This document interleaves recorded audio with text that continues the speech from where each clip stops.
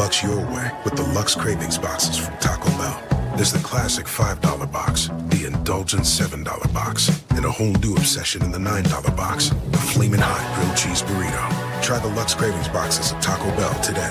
Hey Bronco Nation, this is Boise State football wide receiver Ben Ford. I've had to face some setbacks on the field this past season, but toughness isn't about staying down. It's about getting back up. I am proud to represent Lithia Ford of Boise, where you can find the largest selection of Ford trucks that are built tough and, like me, handle the hits and keep pushing forward. Come check out the incredible inventory and competitive pricing at Lithia Ford of Boise. And when you buy here, you're not just getting a truck, you're supporting Boise State athletics and Lithia Ford NIL partnerships. Come see us at Lithia Ford of Boise, where Ford begins in Idaho.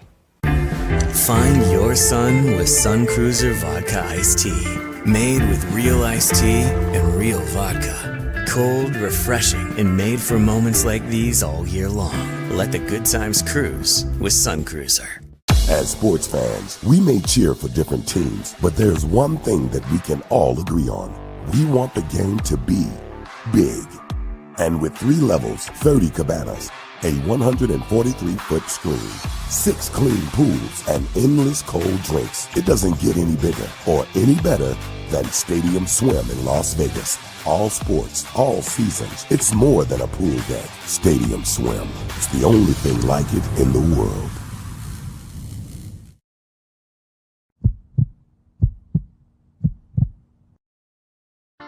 The final buzzer is sounded on another night of Mountain West basketball, and it's time to break down the action with Tom Moser on another night in the Mountain West, presented by Circa Sports. Headed to Las Vegas for the Mountain West tournament in March? Make sure to stay at Circa Las Vegas and watch all the action at Stadium Swim, where the sports are on 365 days a year. Another night in the Mountain West has interviews, analysis, opinions after the final Mountain West basketball game of the day wraps up. All BNN broadcasts come from the Sun Cruiser Studios. Sunny days call for Sun Cruiser Vodka Iced Tea, made with real iced tea and real vodka. It's refreshingly smooth and easy to drink. Crack open a Sun Cruiser and let the good times cruise. The title sponsor of Bronco Nation News is Lithia Ford of Boise. Check out our full inventory of vehicles online at lithiafordboise.com. Lithia Ford of Boise, where Ford begins in Idaho. Did your team just get a big win? Suffer a bad loss? Come discuss it with us. Send us a comment or question in the ICCU YouTube chat, or leave us a voicemail at speakpipe.com/BNN. Now let's go to the Sun Cruiser Studios and join Tom Moser for another night in the Mountain West on Bronco Nation News.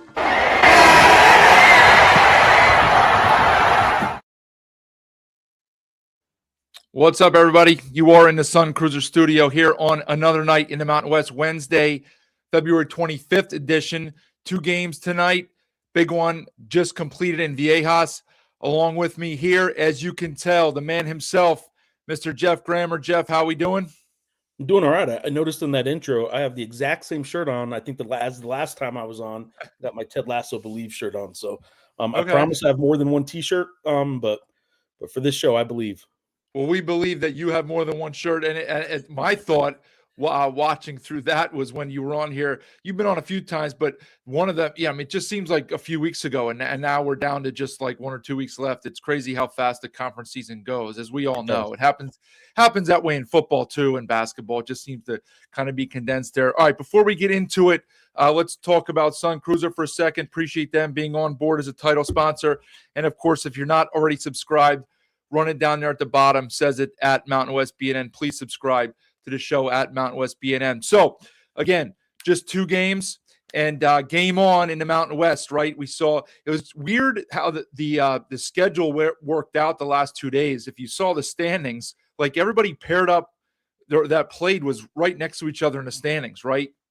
The other game tonight, 5th and 6th, GCU UNLV. Last night, San Jose Air Force, 11-12. New Mexico, Nevada, 3-4. Just real weird how that worked out. And so we got the battle at the top here to complete the midweek set. And this Aztec team, as Nicholas says right here, they look dominant. And this was the team that people expected them to be all year. And it was certainly, their best win of the year, one of the best full 40-minute efforts that they put out on the floor this year. And they now tie themselves at the top of the conference with Utah State. So we'll get into kind of some of the tiebreakers and all of that stuff as we work our way through here. I thought about going with the other game first to give some people in Viejas time to file out and pile in here, but we'll start with this one first because obviously it's the important game. It's what people are here to talk about because they just watched it. So your top of mind thoughts after watching that, I guess it ended 89-72. I didn't even really focus on the last 3 minutes as they were just kind of playing out the string. But what are your top of mind thoughts after watching that kind of real dismantling there by the Aztecs? Yeah, I mean, a couple things.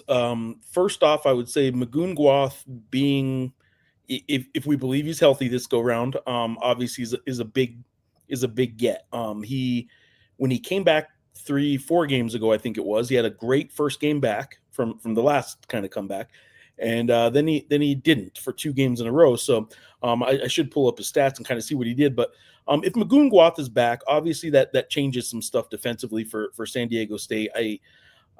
They are at their best. Dutcher's teams and Fisher's teams are always at their best when you have a shot blocking presence, and he's certainly that. I mean, they have other good defenders. Obviously, they don't recruit people unless they can defend. So they have good defenders, but Magoon, if he is healthy, is obviously a big kind of addition at this point of the year. I would also say this. I really stopped myself from I've learned through the years, but this year in particular from overreacting to one game, because I've seen I've seen UNLV. I watched in person. They were down 38 points to a New Mexico team, and then they go to Logan, Utah, and beat Utah State. I saw Utah State beat New Mexico by 20 in the pit. I saw that same New Mexico team have a final minute lead against San Diego State. They ended up losing. Miles Heide hit those free throws in that game, but they were ahead there in Viejas in the final minute. So obviously this year, more than even most, I think, in the Mountain West, can kind of prove that things can be very different from game to game, even in the same matchup. Everyone always says matchups. It's all about matchups. Even in this league this year in particular, even that kind of changes a lot. So I don't want to overreact, but what I will tell you is if San Diego State is going to look like they did tonight, absolutely they can win the next 3 games and win a Mountain West regular season title, and they're going to be tough to beat in the tournament as well. I don't know that if they win the Mountain West regular season, I think they're probably in because that would mean they just picked up a great quad one against Utah State, but then they would also pick up an at New Mexico win in the pit. And I forget their other 2. I have at it right Boise. Here. At Boise, quad one. I would be shocked if they run the table in the regular season if they aren't in the tournament, right? I'm not saying go lose in the quarterfinals, but if they get to the semifinals, I think San Diego State's in. And I will tell you that I don't think I don't think Brian Dutcher and San Diego State are going to go all out in the Mountain West tournament if they are confident they're in, because injuries have sort of derailed them a little bit this year. So I would tell you that while they're not going to not try to win any game, I don't think they're going to go all out in the Mountain West tournament if they're comfortably in. So that'll be interesting to watch too. I think they can do that and win 3 in a row. I'm not predicting that. I'm just saying they're what they did tonight. Sure, they can win the next 3. But this is going to be a fun last week and a half. I think San Diego State looked fantastic tonight because they were getting 3-point shooting. Their offense looked efficient. Their offense didn't look like a outside the top 100 in Ken Pom kind of offense. And that's the difference to me. Well, you said interesting thought there about the conference tournament. You mentioned things changing game to game, and not even a week ago, right? I think Lobo Nation, Lobo fans, they fully expected to win this game in the pit on Saturday afternoon, right? They would have not that they expected it to be easy, but just the way that the Aztecs played last week, not great, losing at home to GCU and at CSU, 2 good teams, but not teams that you would expect to lose to if you're a cream of the crop top league contender, right? Meanwhile, Lobos playing okay or playing good basketball. And now just in 24 hours, the way that things change, right? New Mexico plays okay, but they have no excuses for that loss last night. We can talk about that a little bit later. And now the Aztecs look like holy cow. And so now it's like, oh boy, like if this is, as you just said, if this is the Aztec team that shows up on Saturday in the pit, it's still not going to be easy, right? For all we know, it could be the last matchup between these two for a long time. They may meet in 2.5 weeks in Vegas, but could be the last matchup for a long time, especially in the pit. Who knows how long? It's going to be packed, national television, so it's not going to be easy. You'll get an A+ effort from the Lobos, but the fact is, even if you get an A effort from the Lobos, if you get the effort tonight that you got from San Diego State, and they're making shots and playing defense and engaged the way they were tonight for 40 minutes, it's going to be very difficult for New Mexico to win that game on Saturday. Agree, disagree? What do you think about that? No, yeah, I mean, 100%. I think what is starting to show up, anytime a team loses, it's having a good year. People start to say, I think that's the blueprint. Is that the blueprint? And sometimes you just lose games, right? I will tell you at this point in the year, what I would tell you, I think is starting to become the blueprint is just getting physical with the perimeter players. If you can get physical with Jay Call on the perimeter, if you can get physical and kind of prevent the Lobos from ball movement by just getting up in them a little bit, they haven't really proven that they can overcome that. Tomislav Buljan, even inside, has really struggled with people being physical with him. He is probably more of a 4. He really wants to be a 4, and they're playing him at the 5. He's a Mountain West 5, obviously, and I just think that if you can get physical with the Lobos, they've had some problems. I thought at first earlier in the year I would have told you it was more specific to the rebounding, which is obviously a kind of a byproduct. Physical and rebounding tend to go together, but a little bit different, right? I would have told you it was the rebounding, and then I would have told you no, it was the length on the perimeter. I don't think it's those things. At this point now, I just think it's getting physical with Jake Hall, getting physical with the guys on the perimeter, and the Lobos, I think, have had the most trouble consistently with that. So I would tell you that San Diego State obviously doesn't have a problem playing physical. So I think that would be a problem for the Lobos. Yep. I would also tell you this, and we're going to hear it for the next 2.5 days, and it's not wrong. It is something we tend to hear a lot of, though, sometimes when these scenarios play out. San Diego State just played the late tip on a Wednesday night.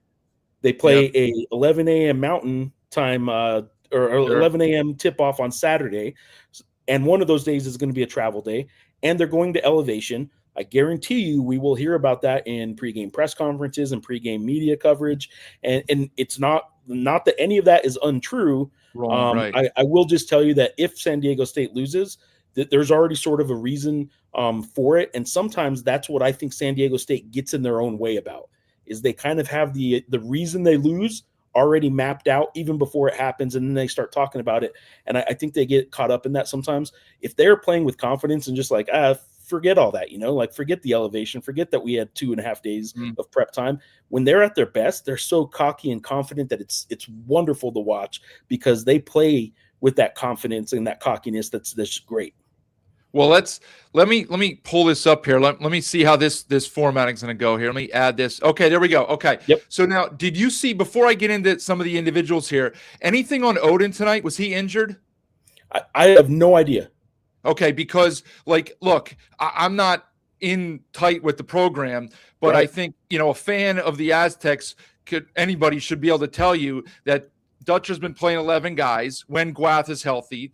And Harrington, of course, they've been injured. But like Newman and Odin, the transfers have not exactly been among their most productive players, okay? Right. And if you look at the box right here, there's no Odin in there, and Newman played 6 minutes. So some of the Aztec fan base has been clamoring for Dutcher to shorten the rotation and give the minutes to those guys who deserve it. Now, if Guath is healthy and Harrington's healthy, cut Odin and Newman out is their best 9 for me, okay? And you saw it tonight, because Simmons, who's been inconsistent, Simmons was a dude tonight, played physical, came with a killer mindset. DeGorville was on top of it tonight. As you mentioned with Guath, he's been up and down with the ins and outs, but he was ready to go tonight. Even Bird, who struggled offensively again, if you look at his numbers, 2 for 9, only 8 points, 8 rebounds, 4 assists, several blocks that don't show up on the stat sheet on this stat sheet. So he had an impact on the game. And, Heidi 3 for 3 from the floor, used up all 5 of his fouls. That's fine. But what do so that's the 9-man rotation that Dutcher needs to use. If you need a minute or two for a guard, then you can put Newman in as like emergency minutes. Yep. But, this is their best lineup without Newman and Oden. You can't play 11 guys really like consistent minutes, I don't think. And you saw the result. So I was just curious, and maybe if there's an Aztec fan in here that saw, or somebody that saw the injury report that can point out what the deal was with Oden, because I'd be curious to see if Dutcher went, because he's been starting. And so I'm curious to see if Dutcher went from start to completely like out of the rotation, like GMC. Yeah, that's pretty drastic because, Dutch is a pretty loyal guy, and I know that Oden hasn't been in the program for more than 10 months, but that would be surprising, and it would tell you a lot that he kind of realizes it's go time. We can't mess around with any of that stuff. So he wasn't on the pregame availability report even as questionable, not out, not as questionable. So I'm not sure what it was about. And if there is something, like you said, if there's somebody here that can enlighten us, that would help. Yeah, because I think that's no offense to Oden, okay, but he's a big boy. He can take it. He's getting an NIL check. Like, it's best for this program if that's what happened. Because if he's injured, what's going to happen if it's just a day-to-day thing? Well, he's going to be in the lineup Saturday, and Dutcher's going to put him in there. Now, Lobo fans probably want him to be in there because if he's not in there, then you get minutes from a Simmons or a Harrington or somebody else, Davis. Now, Davis hasn't been super lately, but he just has more upside than Oden, and I just don't think Oden gives you a ton. So, but look, here was what I wanted to point out was, let me look at what the end stats showed. And I know in the first half, Jeff, Utah State attempted 29 field goals, and 17 of them were threes. Now, they do like to shoot the three a lot, but this was a classic case of taking what you can get, right? Like, the Aztecs are not allowing you to run. You're not getting up the floor in transition on them most of the time. They're not going to allow you to penetrate off the dribble because they got length. They know how to defend, body you up, however they play it, right? And they're going to force you into taking threes. And 60% of the Aggies' shots were threes. They made 4 out of 17, and that's why you have a 13-point deficit after Utah State. They got a little bit more aggressive and were able to get to the hole in the second half, but there was such a big lead at that point. I think it's human nature for your D to drop off a bit. I mean, did you see the same thing defensively from San Diego State? Yeah, well, San Diego State does in a very different way, but New Mexico kind of does this as well. Utah State kind of does this as well, if I'm not mistaken. I don't have their sheet in front of me, but they almost dare you to shoot the three, right? They're going to pack it in, and they're not going to let you to beat them at the rim. San Diego State, if you want to look at one stat through the years, like if you look at Leon Rice's team, every time Leon Rice has been the head coach, or every season Leon Rice is the head coach of Boise State, they're like a top 20 team in defensive rebounding. If you want to look at one stat for San Diego State, it's 2-point defense. And they are so good at protecting the rim and making it hard for you to score inside. That's what they hang their hat on, right? So they kind of dare you to shoot the three, and they'll take their chances. And I'm looking at Ken Palm right now, 3-point attempt rate.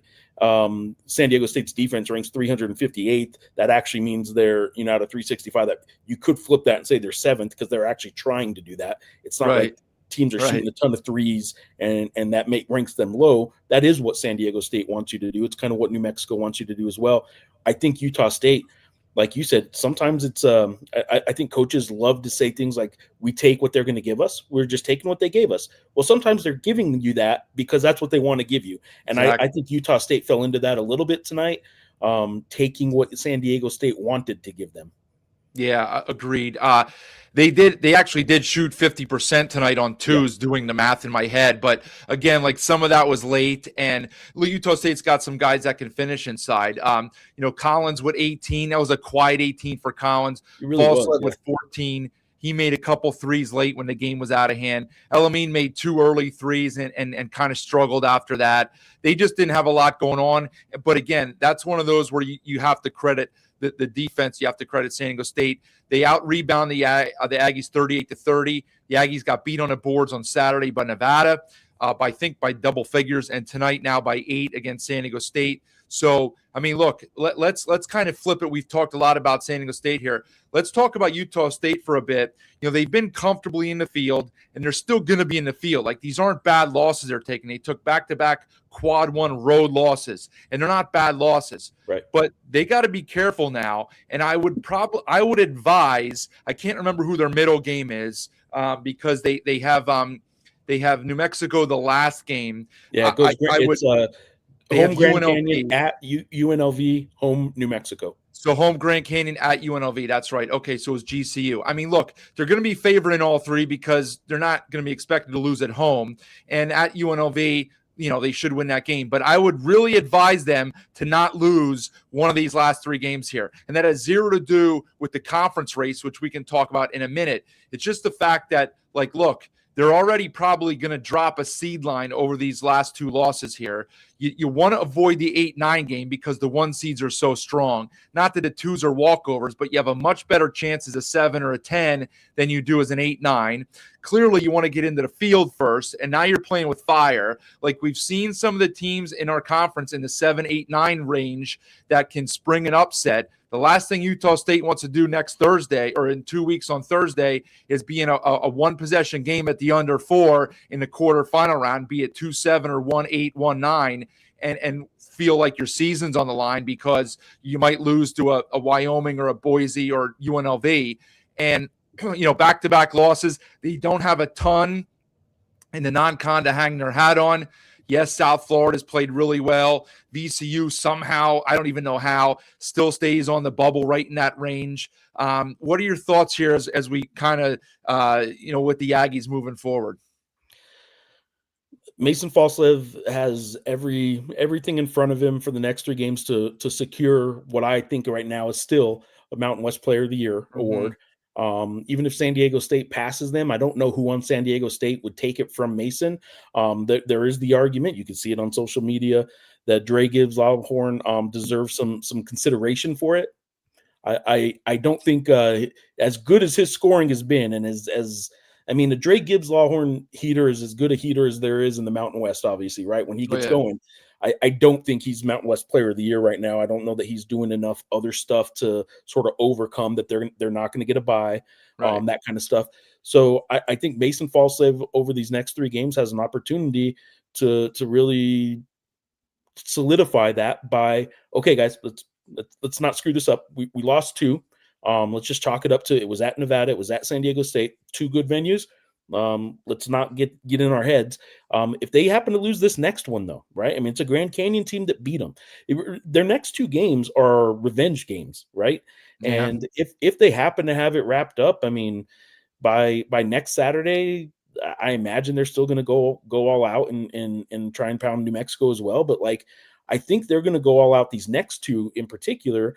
Because they just lost 2 in a row, and they don't want to do that because, like you said, I think they probably did just drop a seed line at least, probably just 1 seed line. But so they want to overcome the losses, but they're also revenge games. They lost that game at Grand Canyon. They lost at home to UNLV, which is their only hiccup this year that really is going to hurt them. It's all the other 4 losses that they have are road losses against solid, metrically speaking, solid teams. I just think that they're playing for probably not the NCAA tournament at this point, because I think they're in anyway. It'd be hard for them to squander that at this point. So I think what they need to play for is just to get their own minds right and then make whatever postseason run they want to make. Yeah. Okay. So let's talk for a minute about the regular season title here. Both teams have 4 losses now. Technically, it's an unbalanced schedule because they haven't all played each other yet. So I believe I'm correct where obviously they split, so that tiebreaker is out. So the next tiebreaker then would be whoever record against a team that finishes 3rd. Is that correct?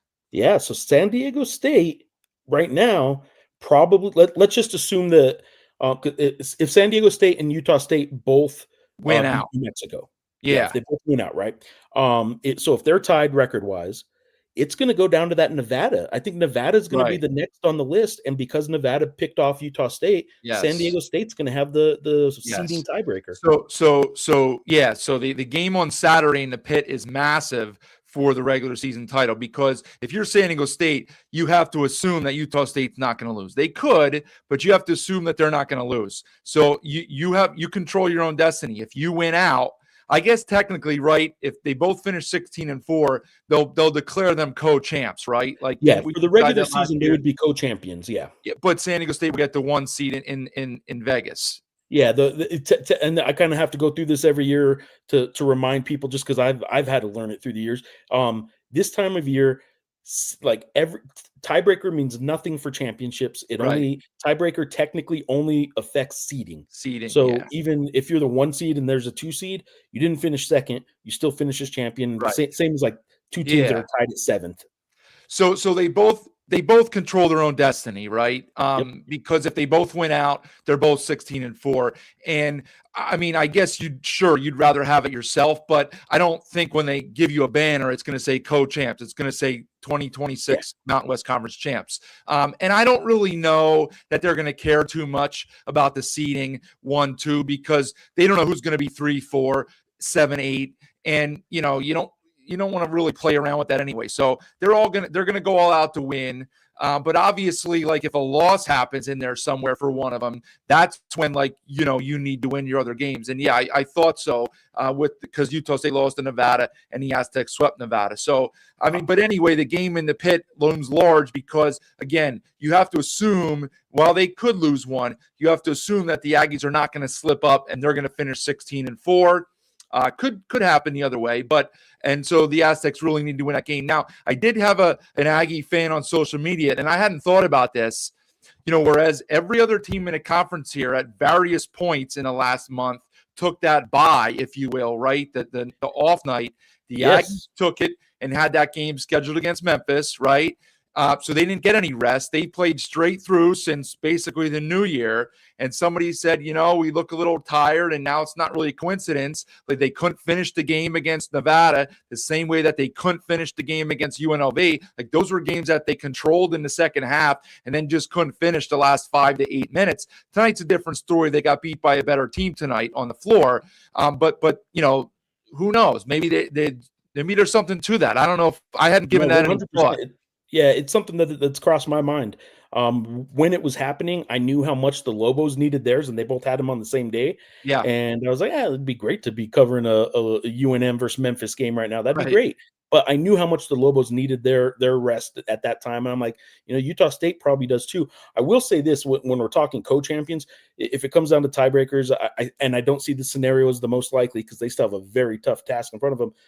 New Mexico still controls its own destiny for a co-championship now too, because they have both the teams in front of them. They're still playing. So if they win both of those, if New Mexico wins their next 3, they will be at the same loss total as both San Diego State and Utah State. The tiebreaker issue is going to be a little tougher at the top for New Mexico, because they have split with Nevada, whereas San Diego State has swept Nevada. And then I think there's one more. Well, I mean, they have sweeps against Grand Canyon that would help them, that San Diego State and Utah State don't have. So if you're New Mexico and you happen to win the next 3, what you're hoping for is Grand Canyon to pass Nevada in the standings, because then you hold the tiebreaker over Utah State and San Diego State. I guess the other thing you could hope for is for San Diego State to lose another game, right? Because if they would would lose up in Boise, then they'd have 6 losses. You'd be flat out ahead of them. You'd only be tied with Utah State, and maybe you beat Utah State down ballot tiebreakers, I guess. I'll say this: I don't know if it was intentionality behind this at all, but the final 2 weeks of the season played out tremendous in terms of this race, right? The fact that San Diego State and Utah State played tonight, the fact that that's first and second place played tonight. On Saturday, tied for first and third place are playing in the pit. Next week, the final night of the season, the current tied for first place and third place are playing each other. All 3 of those playing each other 2 times each in the final week and a half is just tremendous.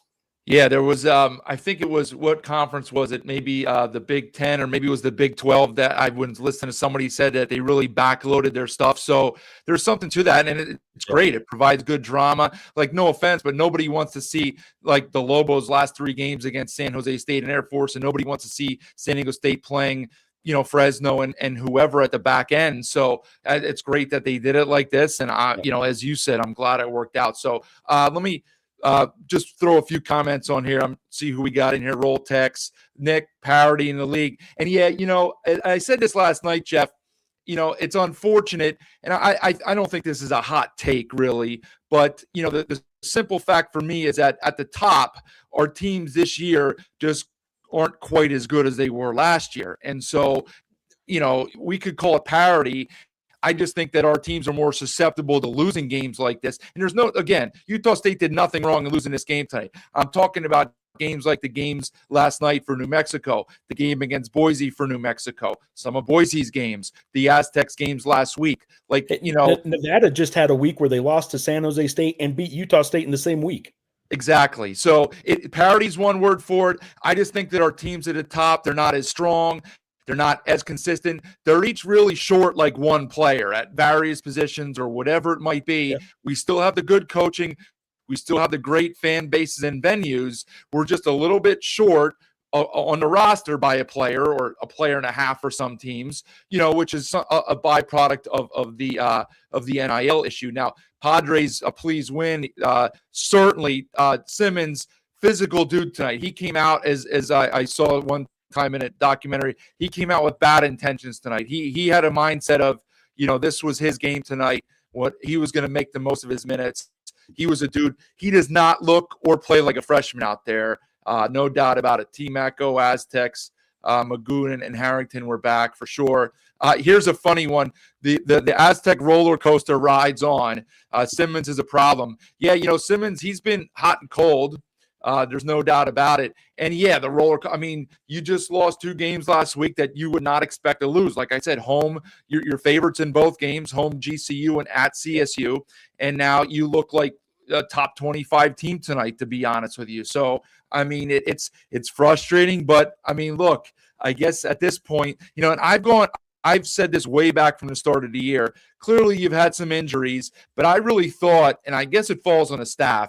This isn't high school where the AD sets this stuff up. It falls on the staff. I really think that their scheduling, their non-conference schedule in several different ways did not set them up for success. They went far too many days without games. I pointed out several times in my pod back in November and December, they had at various points played the fewest amount of games in the country out of 365 teams. And it's just not conducive to getting in a rhythm and playing good basketball. I would say too that in years past where they would kind of fill some dates with the St. Catharines and the NAIA kind of games, they didn't do that as much as sometimes some of those dates have been filled with those. Like, I think you just need those. I think you're right. If you look at it right now, I'm looking, let's see, Utah State right now has played 28 games. New Mexico's at 28 games. San Diego State's at 27. So it's only 1 game back right now. They shorted themselves 1 game. Yeah. They shorted themselves that 1 game, but also for a while there, if I remember correctly, right when league play was starting, I think they played 1 more non-conference. They had a non-D1 game. It was a non-D1. Yeah. And because I'm looking at it here. So they played. So when league started, they started on Wednesday, December 17th against Air Force. The rest of the league, I think, started that weekend. They played the first league game. But after that first Mountain West game, San Diego State still played 2 non-conference. They played Arizona and then Whittier College. So I remember in that non-conference that they were a couple games behind everybody else, and it was just sort of weird the way they did that. I think there was some talk, and I don't know if this was just people making up or whatever it was from Aztec fans that said, well, they did this intentionally because they knew Goon was going to be out and they wanted to not miss a lot of games with him. But, look, you got other guys that you're trying to fit just like everybody else in 2026. You're trying to mesh almost an entirely new roster. Now, they actually had more returnees than most schools, but still, you're bringing new guys in. You got freshmen, you got transfers. Like, I know class a big piece here, but we got to get everybody else on the same page and play games. And I really do think it hurt them. It might have cost them the Troy game, and that might cost them a bid in the tournament, if it doesn't work out for them. So, that's water under the bridge now. That's 3 months past or 6 months past when they made the schedule. But I just think that really did not set themselves up for success. Obviously it's the schedule will change for them next year when they get into the pack, and we'll see how many conference games they play and who knows what's going on. But big feature tonight, Ewok, a big night. So you know what? So here's it's funny because I was talking to BJ about this, and we've talked about this before. Inches from Greatness says, disappointed that my Aztecs didn't sign up to do post-game interviews with you guys. Your show's legit. Thanks for the fair analysis. I appreciate you saying that. Look, that's why, again, I've said it before, but that's why BJ got me to do this, because I'm unbiased, and I hope that comes through in most of what I say. Jeff obviously is the same way. He's been around forever. He doesn't show bias, right? He's fair calling things out. And, yeah. Well, here's the next comment on here from BJ Fire Grammar. So always trending on Twitter, and look, yes, we would have loved to have a player on tonight. I didn't do it last night. Tonight was a perfect night to have a player on. San Diego State gets a big win.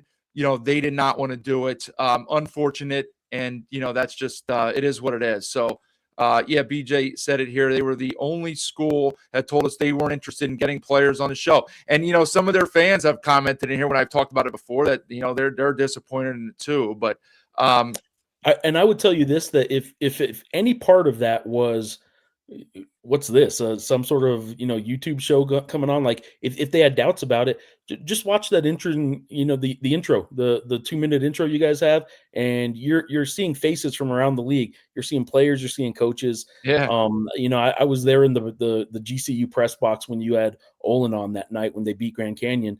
And I remember hearing him at the end saying, love what you guys do for the league. It's true, man. Like, okay, it's a proven product now.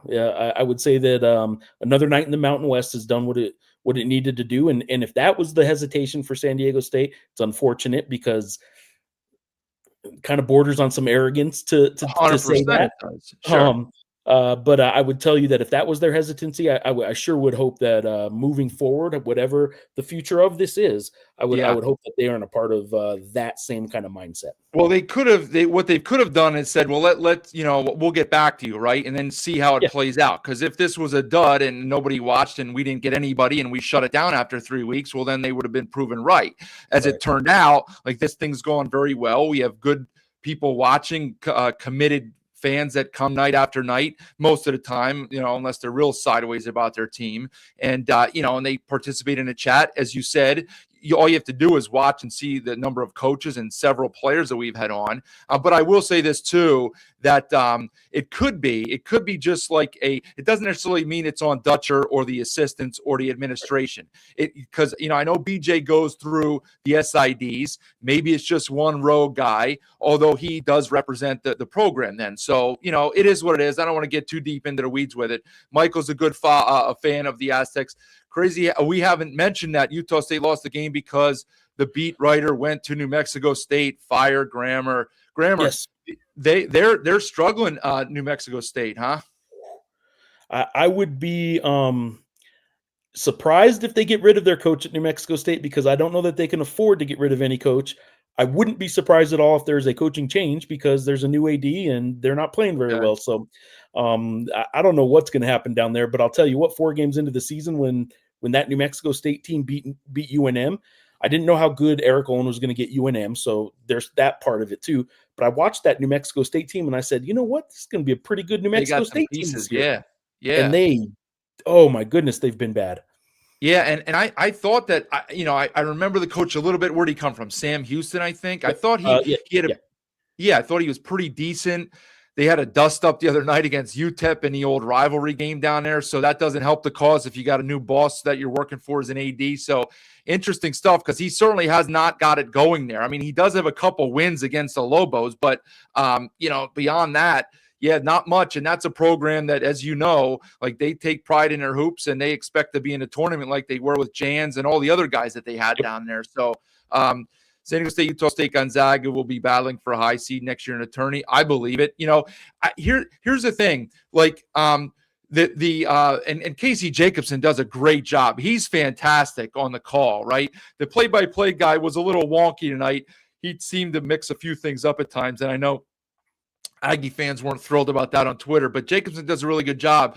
But these guys all just go under the assumption that like it's 2005 when they look at rosters and see that he'll be back and he'll be back and he'll be back and he'll be back and they'll be all right next year. I mean, haven't we learned anything that there's no guarantee that anybody will come back for the team that they currently play for? Like, I'd love to think that the Goreville and Compton and Simmons and Harrington and anybody else that's got eligibility left will come back for this program. But how can you count on that any more than you can count on anybody coming back? Like, I mean, what do you expect like Jake Hall and Tenet and Bouillon? I don't know, Bouillon might have a separate case, but do you expect Jake Hall to be back in a Lobo uniform next year?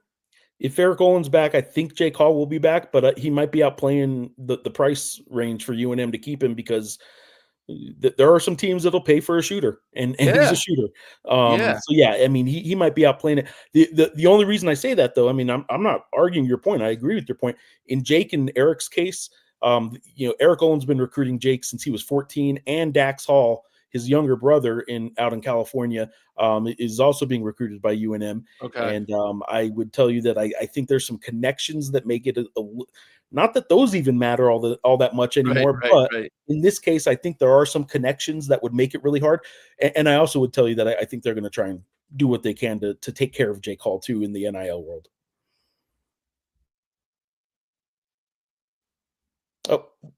Oh, there we go. Froze up. Okay. Yep. I hear you. Yeah. So that helps. I mean, it doesn't help like it did 7 years ago, but it helps. So yeah, I mean, but imagine Hall on a Big 12 or an SEC roster where he has a point guard that can get him the ball where he doesn't have to create. He's capable of making those tough shots guarded one-on-one, but imagine him just being able to stand and catch and shoot like because like other guys on the floor need attention, right? Yeah, I mean, he'd make a killing. I was going to say his ability to create is sort of what's elevated him, and we're like, wow, look, he can do some of that. Yeah, but some of that. His best is still when he is catch and shoot. And I'll tell you what, he's catching high passes and just shooting them like that and making them like he isn't even doing any kind of dip down. And he is as good a shooter as I've seen, and he's a freshman, man. Like Anthony Mathis was the sharpshooter for the Lobos a few years back, and I'll tell you what, Jake Hall's right there. I mean, look, we there's plenty of time to talk about all this. I'm just always hesitant, and I just kind of chuckle because I love to see these guys back. But and we'll talk about this game right now, I guess. But does anybody expect, as you mentioned 20 minutes ago, the heater that he's on, does anybody expect Gibbs Lawhorn to be back for UNLV next year now? I mean, the guy's dropping 30 like it's an NBA game where nobody plays defense, right? And or Tyron Jones and Gibbs Lawhorn. Like if you have the money to pay for one of them, you'd probably take the local guy, but there's also a risk there because then you got 4 more years, you want to keep him or not. Like it's going to be hard for UNLV to keep those two guys. Yeah, 100%. I mean, we can go on down the list. Gorey at Fresno State, like he's going to be gone. Fresno doesn't have NIL to be able to pay for Gorey, right? Like these guys get, and that's coach. The programs have guys looking for people. It's not that difficult, right? Every game's on TV. Every box score is identifiable. You can find things on film and find your needs and whatever, and these guys can play. So it's disappointing for the teams in our conference. They're going to have to fend these people off, but it's just the way it is. So I love for all these guys to be back, whether they're going to the Pac, whether they're staying in the Mountain West. I love for them to stay with their programs. I'll believe it when I see all of it. Pac fan, I assume this is referring to Odin, was not on the injuries. Jeff said that too. So interesting. T-Mac, Simmons is a beast. There's no doubt he's a beast. So he also says that the last 2 Aztec losses had BJ starting. He came off the bench today and they played better. I mean, it's funny. He's largely been a bench guy for most of his time.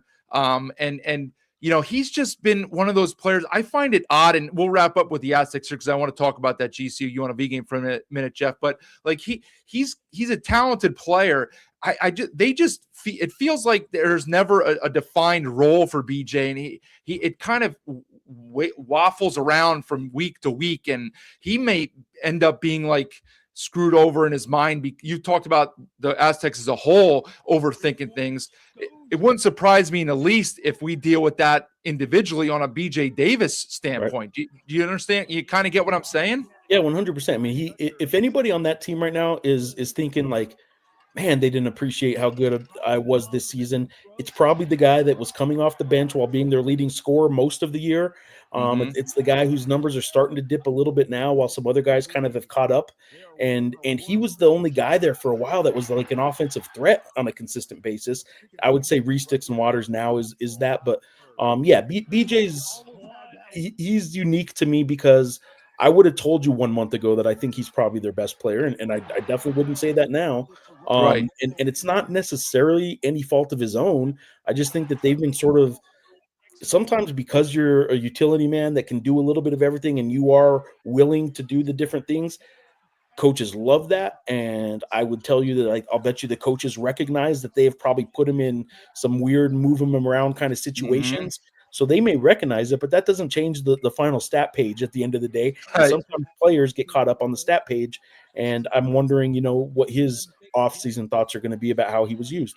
Yeah, well, yeah, interesting. I agree with that. So here was a one more. I keep saying one more. I want to move on, but T-Mac was at the game.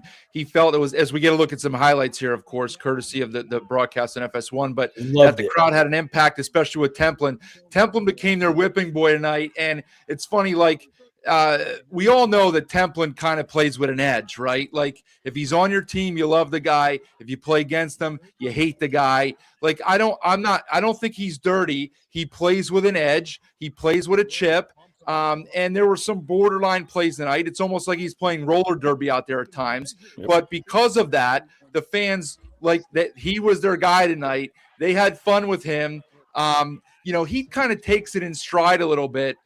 I don't know if you caught any of that or what your thoughts were on that. I loved it. Obviously, like, I'm not clutching pearls about being offended by what they were chanting. I'm sure some people are going to be offended by what they were chanting that was coming over the airwaves. I'm sure the network probably isn't going to be happy with it because they probably don't want to air that over the airwaves. All that said, Carson Templin to me is great for college basketball, great for the Mountain West. He didn't rise to the Jalen House level, but he is the guy that at every opposing venue, fans just want to jump on and get all over. And he reminds me, I had this thought when they played in the pit. He reminds me, if you've done any high school coverage or just been to some high school games, or even back when you were in high school, at the end of the football season, there's the football players that come over to the basketball team, and there's like one offensive lineman or one big guy who's a great basketball player because he's so big and physical, but doesn't always look the part of just a good skilled basketball player. He seems that to me. He seems that on the college level. He and that's not to discredit that he is he's got some ability. Player. Yeah, he's got some skill to him, but he's still just, every time I watch him, since that thought popped in my head, I can't stop thinking, like, he's the offensive lineman that joined the team about a month after the football season and is just kind of getting up to speed and just runs over people sometimes because that's what he did all fall in football. Yeah, he likes to muck it up. That's where as long as he doesn't cross over the border, and I don't think he has, so I think that's great. 107th best offense in the country played out of their minds tonight. Have a feeling they'll give us a good one in March. Yeah, Waters caught fire at the end of the half. When Guath banks that three in, that kind of just sums up what happened there at the end of the half because they played not great offense for a while. And then tonight, 46 in the first half. So, all right, let's talk about this other one just for a brief few minutes because, again, just implications for seeding-wise, 80-67. And the Lopes, again, this was a revenge game team-wise and individual-wise again. Jaden Henley played at, of course, we all know, UNLV last year. Now, there should be not a whole lot of crossover here because there's nobody on staff and really nobody on the roster with the exception of I think Barnaby is the only Bernardi. Yeah, right. Yeah. But yeah, I mean, but when they played in Vegas a month ago on a Saturday afternoon, Henley was going at it like he was trying to atone for having his house burglarized, right? And it didn't work. It didn't work out well. And he wasn't the sole reason they lost because they played poorly as a team that day, but he was bad. And he was the opposite today, completely flipped it on its head, 28-11. Like, that's pretty impressive. He 9 for 14 from the field, 3 for 3 from deep, 11 rebounds for a inside player. I mean, that's pretty darn good. They didn't get anything from their bench, but the rest of their starters, like, massive numbers. And they, Moore, 17, only took 7 shots to get those 17.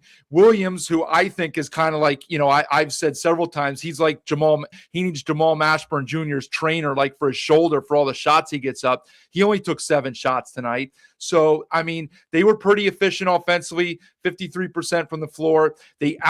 So the difference in the free throw line, Lopes take 31, they make 23. Rebels take 28, they only make 14. I mean, these are all things we should not be surprised about. Also, and then I'll let you get in here, Jeff, not surprising to see Gibbs Lawhorn, although he had 30, 4 fouls. Kamani Hamilton, 5 fouls as he kind of keeps his average up. The only reason that Stephen only had 3 fouls is because he only played 12 minutes. So they just don't know how to play defense without fouling. It really restricts what they're capable of doing.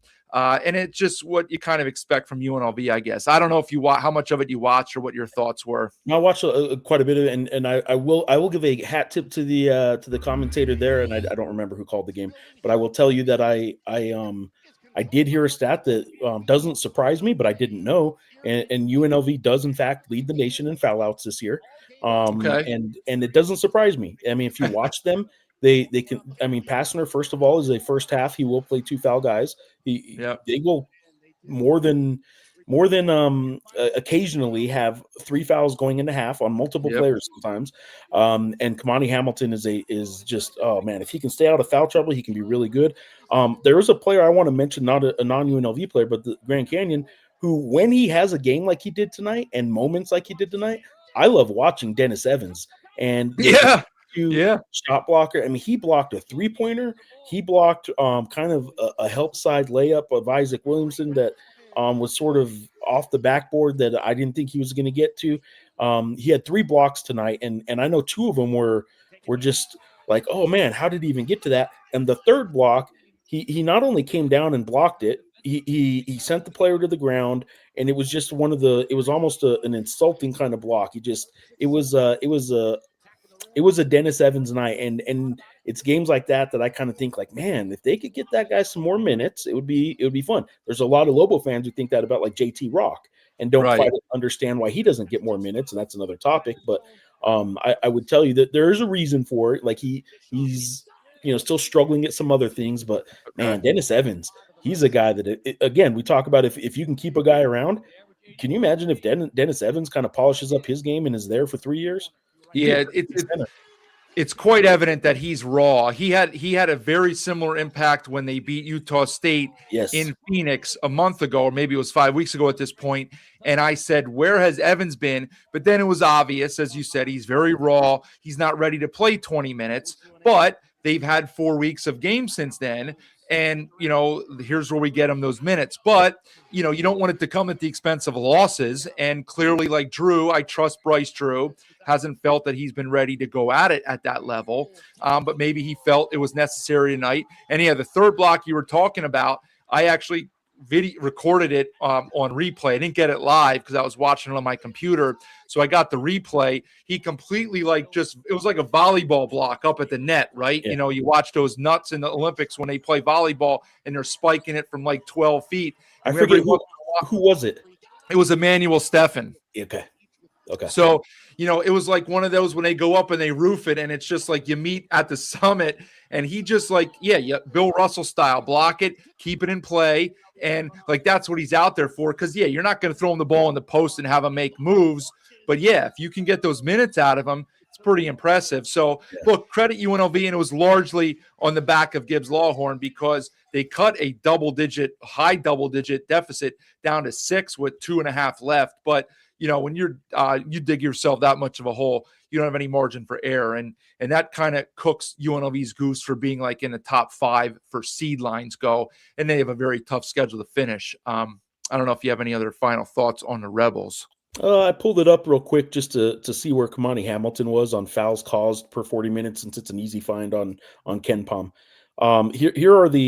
There are 5 qualifying players on KenPom who average more than 5 fouls per 40 minutes, which obviously you can't get because if you played a full 40 minutes. But there are 5 Mountain West players averaging more than 5 fouls per 40 minutes. And I will go in order from 5 to the leader. Miles Heide is one of them, and then Kamani Hamilton. Then Gary Clark and Carson Templin are number 3 and number 2 on the list at Utah State. And then the league leader in fouls caused per 40 minutes at 5.77 is Keani Saxon, Wyoming. Oh, wow. Okay. Little surprised with that one, but I'm not surprised with those other guys. They all get their fouls. Yeah, they enjoy taking them. You were reading the stats there. BJ wanted to know where your piggy bank was. So but I want to it's still somewhere around this house. It's not in this room, but Sky thinks that the Aztecs look like a Fisher Final Four team tonight. That we're stretching a little bit there. They certainly look like a team that could win a game in the NCAA tournament, where I have not thought that was the case for much of the season. And I think this is what Jeff said. Gibbs Lawhorn doesn't do enough else on the floor, right? Like, he's not out there to lock people down defensively. He has a little bit of the Jalen House, where he'll go for some steals at times. I don't think he's really concerned with like staying in front of you. He fouls too much. I don't think he's the highest IQ player out there. He doesn't have a massive turnover problem. And to be fair, he's also somewhat playing out of position. Remember, Miles Che was supposed to be the point guard, and Gibbs Lawhorn has had to take that over and run the show and do it like with a discombobulated team. But I would tell you he's my favorite player to watch this season, though. Yeah, I mean, he's been electric, and I mean, he's just in one of those grooves right now that Pasquarelli was in 2-3 months ago, where when he fires a shot up, you're surprised if it misses, right? Yep. Like, he's just in such a groove. You expect him to shoot 85%. Aztecs, a very good team effort. They did miss a lot of free throws. It took a lot. I do want to get to the other comment there. If Guath is healthy, it's terrifying. Yeah, I mean, I hope he's healthy the rest of the way. Let's hope he is. So here's a lot of excitement from Aztec fans seeing Dutcher shorten the rotation. Oden and Newman, thanks for the memories. I mean, listen, sometimes you have to cut bait, right? Like, I don't fish a lot, but sometimes, Jeff, you got to cut bait. And, it sucks to kind of admit in a weird way that you misfired on these guys in the portal with Newman and Oden. But, like, are you going to cut off your nose to spite your face here? What are you going to do? And if this is what we see, now it's a one-game sample. As you said way back when we started this, it's a one-game sample. But they show up in Albuquerque in town on Saturday with this lineup, cutting some of the dead weight out there. They're a totally different team, right? 100%. Yeah, and I would tell you, too, that you're not going to pick and gripe too much about a national championship. I was going to say Final Four, a national championship run. One of the worst things for San Diego State since that national championship run is their insistence on playing so many guys, because that team did have some depth, and I think that team had good depth. I think their metrics will tell you that when they went deep, they played just fine. And I think they've tried to replicate that every year since and played more guys than they need to. And this year, kind of shortening the rotation is what they should do. That's what the analytics say, right? And I would tell you that if that's what they're doing right now, good. Well, the difference from that squad to this squad, and Aztec fans would likely back me up on this, but those depth guys like A-Rope, who's on the bench now, and Sekou, I think that was his name, right? The shooter. Right? Those guys were program guys. They knew exactly what Dutcher wanted. And 95% of the time, they were going to stay on script and not go off script, right? Like Oden and Newman, not that they don't know what Dutcher wants, but they don't know it as well. And they don't have the built-in like Aztec loyalty to like not want to go off script and do their own thing. So and they just, I don't think they're as good as people thought they were. I mean, we shouldn't be surprised about that with Odin, right? And I didn't really think that about Newman. But I want to get to this because I sent this tweet out, and one of the Aggie fans on Twitter, because you saw it up close in person last night. Miss Bonner struggled last night up there in Lawler. She seems to like going to the review monitor, okay, unnecessarily at times too. And so one of the Aggie fans said, watching the game on TV last night when we were talking about it on social media, said, well, the best thing about seeing Bonner tonight, meaning last night, is that we won't see her in Viejas tonight. And I said, well, let's not count your chickens yet, because we know, they travel like semi-geographically, right? And so I didn't think she'd get the game, but I'm not 100% surprised she got it, right? But I will say, because the first thing I tweeted out was, man, like, I can't believe she's doing this game. I don't think she was that noticeable tonight. Did you? No. I think her flaw has been some reviews more than anything. I think there have been some bad calls, just like a bunch of other refs. I think that if her biggest flaw is the amount of time she takes at the reviews, then maybe our opinion of her is, I'm trying to be nice about it. She's struggled at times this year, but I really think her biggest flaw is she takes so long at some of these reviews and does a lot of them. But I wouldn't say that she affected the game tonight. I would say last night there were some interesting calls that she was certainly a part of. Right. Yeah. I mean, look, I thought at the start of the year, look, she came into the year with a reputation, as you know, like, people don't want to see her on the games, fair or not. I thought at the beginning of the year she was okay. And I was like, all right, maybe she's improved, she's learned, she's been tutored, whatever you want to say. She's just gotten it. Like, sometimes officials get it. Some officials get it. Right. There was a play tonight. It was like early, I think, in the second half, when maybe it was Gwath went up for like a semi alley-oop, and he laid it in, and Templin like bowled him over, right? And he kind of looked back at the officials like, where's the call? But it was like 4 minutes into the half, and the Aggies already had like 6 fouls, right?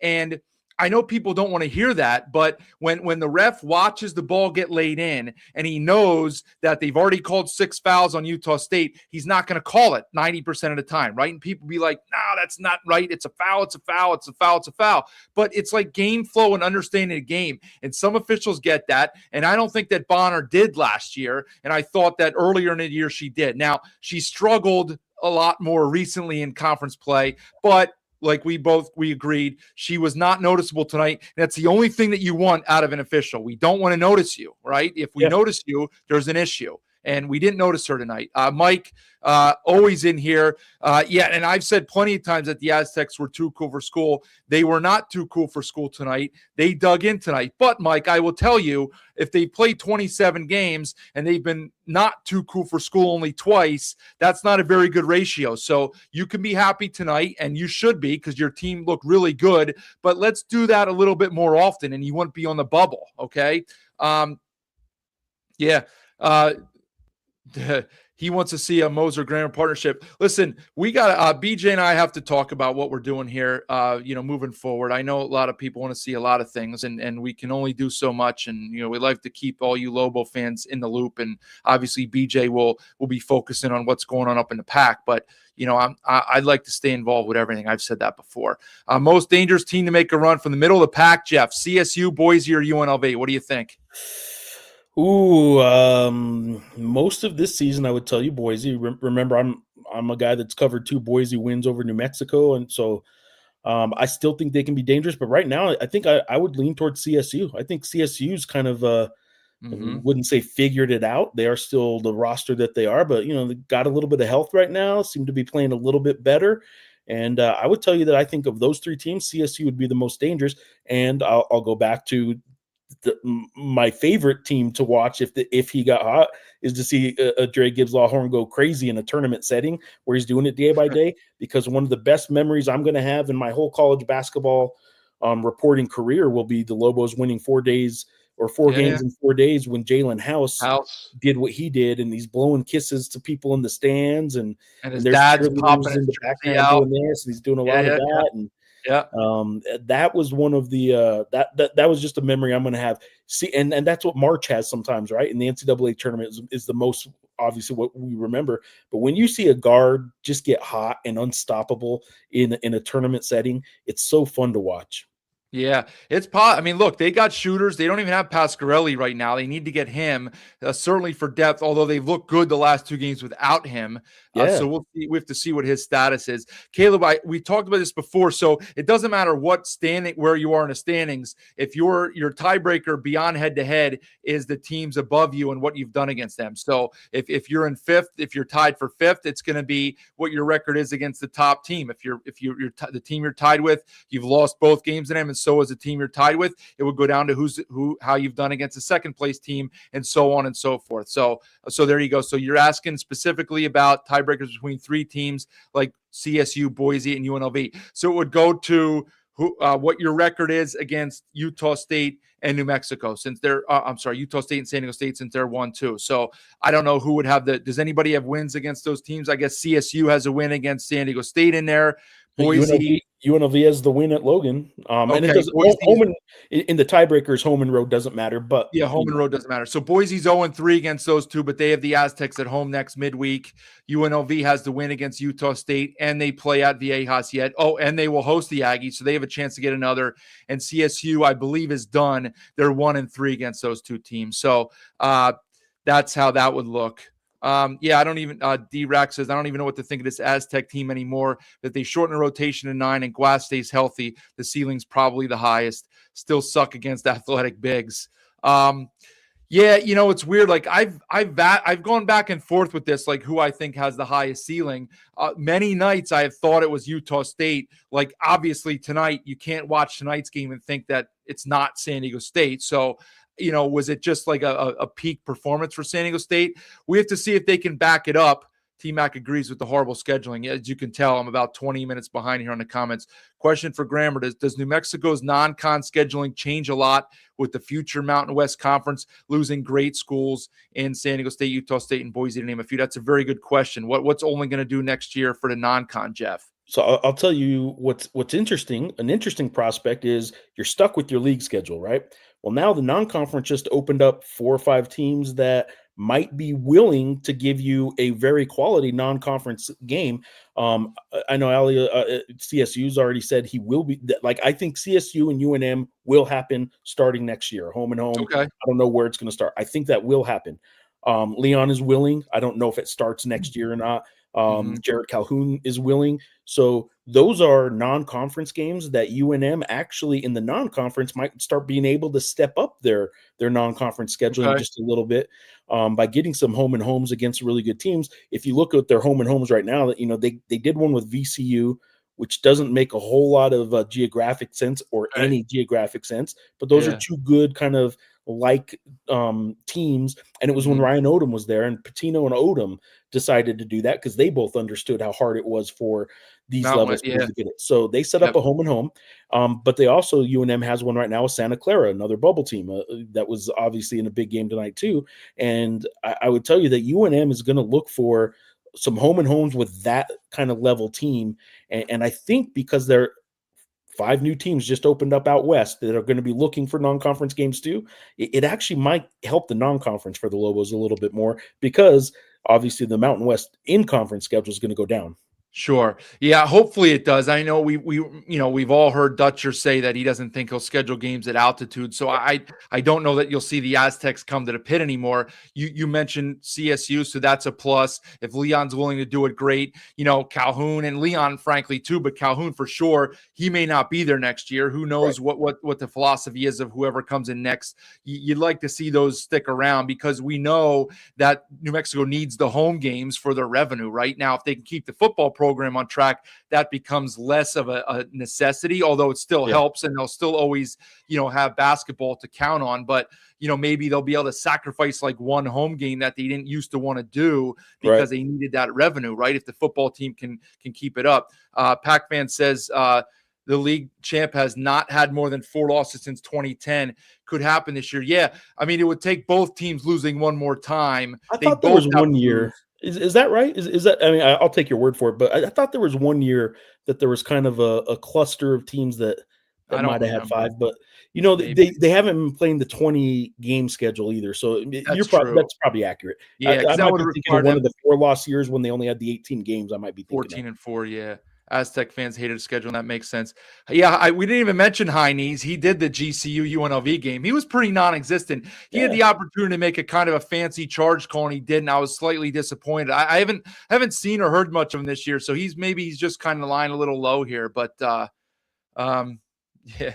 What else do we got here? The show got in Templin's head. Yeah, I mean, he didn't have a dominant night, that's for sure. But I didn't really. I'll say this: props to the show in a year where the Havocs and the Herd have been getting an awful lot of love, and deservedly so. Props to the show tonight. Yeah, no doubt. Yeah, you're right. So I think this is referencing what we talked about earlier with them not coming on the show.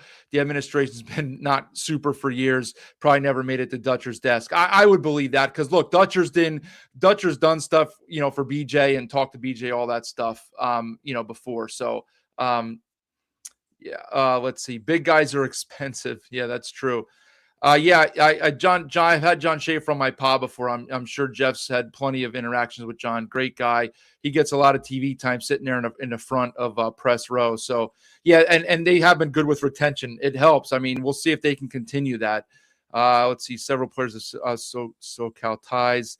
Want to wrap this up here soon. I know it's getting late for you out there, Jeff, and I don't even know how much I'm going to sleep here tonight. But Nick says I'd be surprised if the top Mountain West players come back. Unless it's 2 years later. Yeah, Hydrator, do a little bounce. So Gory takes off for like an Iowa State next year, and then he can't really get it done, and then he comes back the year after that. I guess that's possible. So the boomerang recruiting is what. I think the first. I'm sure others have used it, but Fisher used that term once. Steve Fisher, when he was still coaching, and talking about when players started transferring back that they recruited out of high school. And he just always said, you keep the relationship good because they can boomerang back to you. Speaking of relationships, Jeff, did you notice that Ramon Sessions was at the Nevada-New Mexico game last night? The infamous agent of Toppin, who kind of, according to some UNM fans, steered Toppin away from the Lobos. Obviously, like, he got a paycheck, but apparently he was going to get paid well at New Mexico and said he was staying, and Ramon Sessions wasn't really on the up and up with that. So yeah, I actually had in my emptying the notebook today, somebody tweeted a picture of him courtside, and big fan favorite, and should be at Nevada. Yeah. And he's doing great things for JT. JT's making a lot of money because of Ramon. Good for him. But I did point out that and nobody on the Lobo bench even knows what I'm talking about because none of them were even here for that. True. The big memory of the JT Toppin departure was that he waited till the final day of the transfer portal. And it's been sore subject. It's been I guess I won't say verified, but it's kind of understood that the decision for him to go to Texas Tech had been made well in advance of that final day. And Pitino sure would have liked to have known that he had that much money freed up and go into the portal before the last day of it being open to maybe try and go get somebody else. And that's totally fair. That's fair. I want to hit on a couple more, but I don't know if I'll be able to get to all of them. We've been in here for an hour and 10. Why Boise's so weak this year? I mean, listen, the fact is Andrews has not lived up to the billing. He had one good week there where he won Player of the Week. I don't know if Jeff, if you and Steve gave him your Player of the Week that week, or if that violates your rules because he got it from the conference and he deserved it that week from the conference. If he gets it from the conference, we don't give it to him, but he 100% deserved it. He deserved it. But aside from that, he has not been super. Now, he played okay the other night, but I mean, he just hasn't been what you expect from a guy coming in from a Big Ten school, right? And it's been disappointing. So I mean, that kind of is all you need to know about Boise. And look, Carmichael's been a disappointment. And it just hasn't worked for them. It just hasn't worked for them. Chubb, Buck, Ram, GCU's the sneakiest team. They can heat up. They don't shoot the ball well away from home, and that's an issue. Henley, first team all conference. I would say yes. What say you, Jeff? I think it's going to come down to, I actually talked about this yesterday on a pregame show in Reno, because some people were, of course, obviously a lot of New Mexico fans tune into my pregame show. Mm-hmm. People are saying, Jay Call, first team. I said, okay, well, let's look at it. I think both Utah State guys are probably first teamers in MJ and Mason. I would tell you that Dre Gibbs Lawhorn is going to be a first team all conference player. And then we're talking about the next 3 spots, right? We're talking about a Jaden Henley, Camper. I'm sorry. Camper. Yeah, Camper is in the conversation. Jake Hall's in the conversation, and maybe an Elijah Price, especially if Nevada keeps winning. I would tell you that Maybe there's one other guy Waters. that Reese Waters. yeah, and so if San Diego State wins this thing, there will be a lot of people that find at least one person on that team to put on first team. Maybe not as player of the year, but it's going to be hard to be a league champion and not have a first teamer. So I would tell you that Jaden Henley and Jake Hall might be fighting for that last spot. I don't think Jake Hall ends up making first team, but I think he's had a tremendous year just to even be in consideration for it. Yeah, I agree with you. I think he's likely to get freshman of the year, right? And he's going to probably be in all. What do they do? They name a first team, but do they have a second team as well, or do they just so they do? Yeah, if they do what they did last year, which I think they're going to do, it'll be 3 teams of 5, and 5. Yeah, I would expect him to be second team then. And look, there's no shame in that. Now they go 3-0 down a stretch and he lights it up 3 times. Well, that's going to change people's opinions. And you are supposed to only consider league stats. So he's been better in league play. Correct. Yes. Which I didn't expect that. I'll be honest. Back in December, I didn't expect that. He starts leading off, right? Yeah, exactly. Especially against good coaches and league play. Yeah. So full credit to him. Nick says if UNM loses to Utah State, Nevada wins out, New Mexico falls to the 4 seed. So the Lobos more than likely are 4th or tied for first. So if Nevada wins out, they don't. I don't. They have Wyoming yet. I don't see any reason why Nevada can't win out, but we'll see. Their 3 games left are UNLV, Wyoming, and Air Force. The tricky one was Saturday at UNLV because it's a road. I know the road game doesn't really matter, but you would expect that to be a close game. I don't know. They've had trouble in Laramie. I've looked it up recently. They've lost the last couple in Laramie. Wyoming's not playing poorly right now. Who knows? Nevada should beat that game, but. The good thing for New Mexico in terms of falling as far down as far as 5th is because of that sweep of Grand Canyon. Grand Canyon's going to have to leapfrog and pass them. Yeah, because they don't play twice. Yes. Grand Canyon doesn't have the tiebreaker against Nevada, but New Mexico beat them twice. You're talking about New Mexico. Yes. Yeah. I mean, it's going to be very difficult for Grand Canyon to get a first round bye. I mean, I guess fall out of the byes. Yeah. So, I mean, what I've said many times on here, as much as I hate to say it, like, playing Air Force in the 5-12 is barely more than a bye, right? Like you're just going to get a sweat out there. It's like a scrimmage, which, sucks to do the day before a game, but it's not like you're going through a run like you're playing Fresno or even San Jose State, who can throw a scare into you for 28 minutes by making 9 threes or 12 threes. I'm not critiquing Dutcher when he consistently has teams competing late February for conference championships and make NCAA as well. Yeah, I don't know if you're talking about your own fans. I don't know that we really critique Dutcher on here. I mean, if you're going to talk about us like calling his rotation out as critiquing him, I mean, that's part of the job, right? Like, they have underachieved until now. I will also say, like, competing for championships is great. When you are, and I've said this before, this isn't a knock on the program, right? But if you're the flagship program, now they certainly are in a position to win it right now. But they have not won it either of the last 2 years, either the conference or the tournament. So, like, that's what's considered a drought then if you're San Diego State. So, like, you're about banners. Well, he hasn't won one in the last 2 years with, the best program in the conference. So I'm not critiquing Dutcher. Maybe your fans are. I haven't. I just don't know that he's playing too many guys. But I would suggest that we were actually complimenting him for cutting the rotation down. Yeah, for sure. Yeah, UNLV, Boise. Is that what it is right now, Sky? I didn't even look at the update. UNLV, Boise, and CSU are in a 3-way tie for 6th. Interesting. Okay. Interesting. Yeah, good game for the Aztecs. They need to keep up their defense intensity. Yeah, that was the difference tonight. Utah State stinks at the end of the season. I mean, look, I think this is a little bit different than last year's swoon, right? Like, you could see that coming. I don't think this is similar. Now, if they lay an egg, this weekend, well, then of course, then it's a different tune. They want, as Jeff said, 2 quad 1 road losses against good teams. You can be frustrated for sure the way you didn't finish the game on Saturday. But man, like, I don't compare it to last year yet.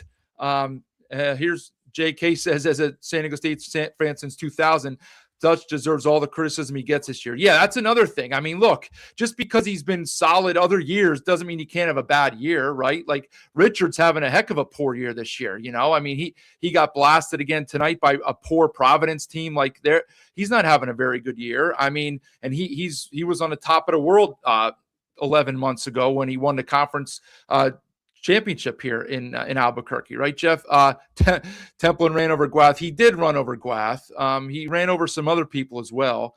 JK thinks that Utah State's a threat. Just had an off night. Okay.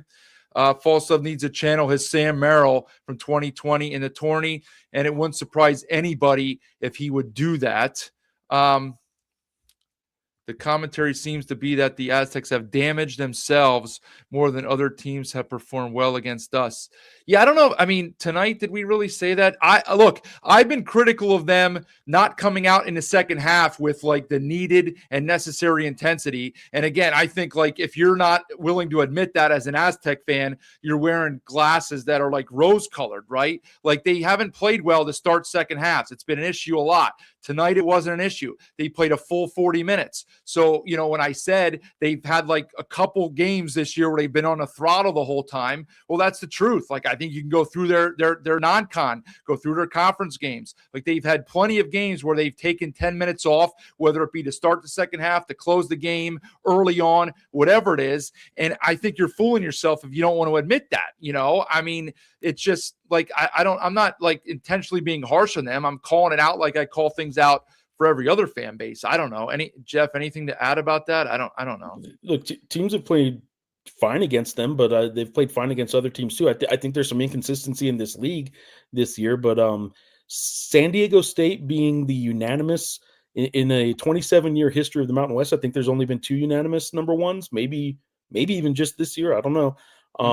They were the unanimous number one. If you want to base it off expectations, they didn't live up to those, but at some point you readjust those expectations and you kind of come to the realization that San Diego State probably wasn't nearly as good as we expected them to be. And they're still they're still in the mix for a championship. So good for them. I mean, pat them on the back because they're making a run for a title. Yeah. I mean, look, you and I hadn't brought that point up yet on any of the shows, but correct. They were expected to run through the league by everybody. Okay. Maybe some Aggie fans took issue with that, but I think everybody expected them to run through the league, win it by maybe 2 games, which is a big gap in a 20-game schedule. And so when that doesn't happen, well, then you're going to get a little heat. So, I mean, if you can't accept that, like, I don't know what to tell you. All right, we're going to get out of here in a minute. Falstaff, league MVP. Yeah, I mean, barring some type of wildness in the last week and a half, he will be the league MVP. You, as a San Diego State, should go to the pit every 3 or 4 years. I think that Lobo fans would take that, and they would probably return the favor, right? That would be a great rivalry from the 2000s, 2010s, and obviously then the last few years too. Let's see. I think Odin didn't play.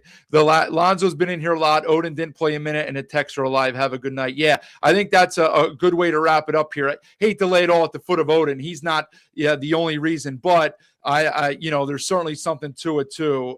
He's symbolic of the shortening of the bench. Yeah, exactly. Yeah, I hate to make him the fall guy, but yeah, that's just kind of the way it played out tonight. And so, Jeff said it's symbolic of what took place. So I don't know, Jeff. Let me get you out here with this one. We kind of talked about it earlier a little bit. We've talked plenty about both teams. I don't know if you want to make a prediction, but what are your keys for the game Saturday in the pit? 2 Eastern, noon Mountain local there, 11 Pacific local for San Diego and the Aztecs. So what do you, big crowd, we'll expect a huge crowd and a top effort from both teams. What are your kind of keys to the game? If you want to make a prediction, go for it. Whatever you want to shoot off on the game, go ahead.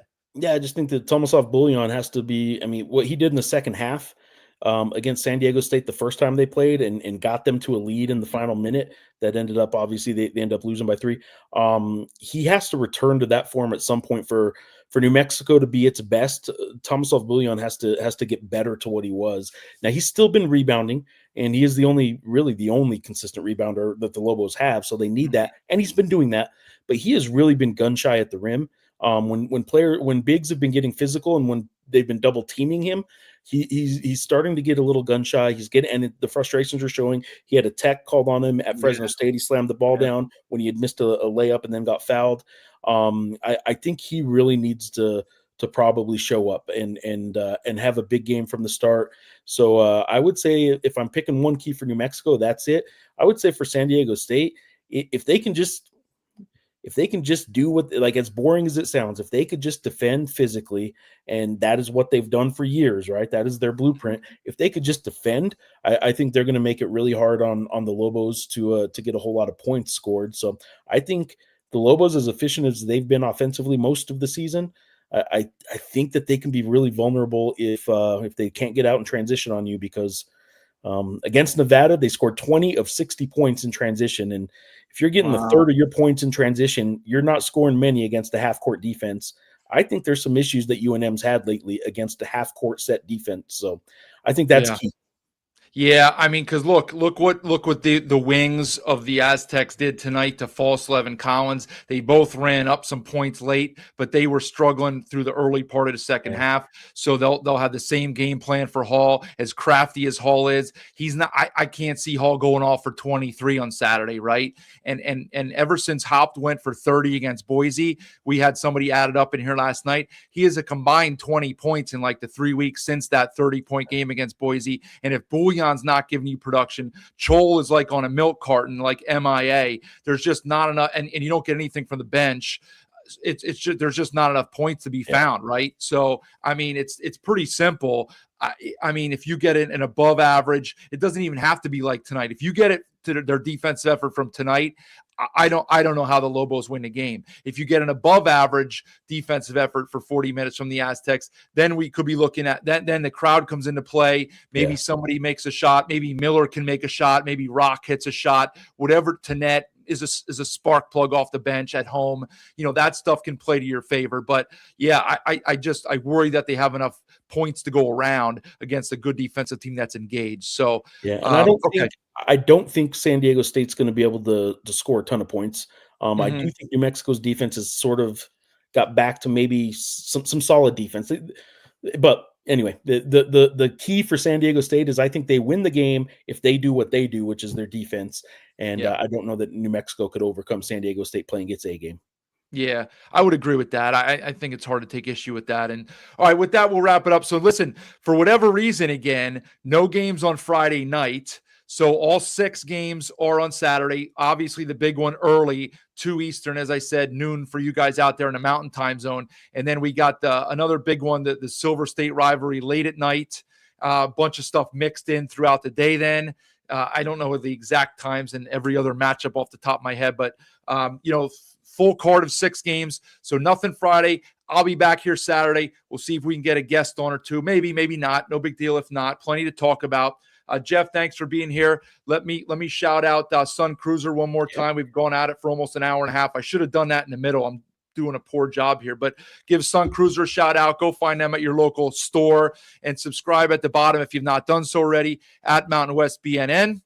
At Mountain West BNN. Thank all of you for being here, all your comments. I mean, it's 1 a.m. out there for you guys. Paul, thanks for staying awake with us and your comments. Everybody, your interactions, questions, all your stuff. That's why we do this. Love you guys being here. Come back Saturday night.